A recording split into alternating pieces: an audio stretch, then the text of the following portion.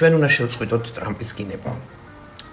მთელი 4 წელი ისმოდა ტრამპის გინება სხვადასხვა ოპოზიციური არხებიდან, USAID დაფინანსებული გადაცემებიდან და ასე შემდეგ. მეგობრებო, ეხლა ამერიკას იმდენი საქმე და პრობლემა გადასაჭრელი, რომ საქართველოს შეიძლება იყოს მე-100 რიგში.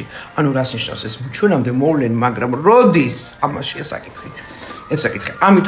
ამიტომ მე ვითხოვ რომელიმე შვენიერ ქალბატონს, რომელიმე ოპოზიციური პარტიიდან, რომელიც არის ლამაზი, დალაგებული, მშვენიერი, ოჯახიანი, შვილებიანი, აატალახოს მარკ რუბიოს კარები. არ ვიცი, დაუფინანსოს თავისმა პარტიამ, იქ წასვლა, იქ ყოფნა და კარებზე კაკუნი. ესეთ ადამიანად მე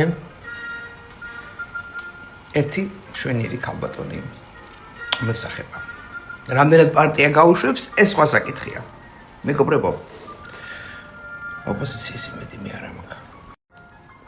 სალომე ზურაბიშვილი, სად არის? რა უთხრეს?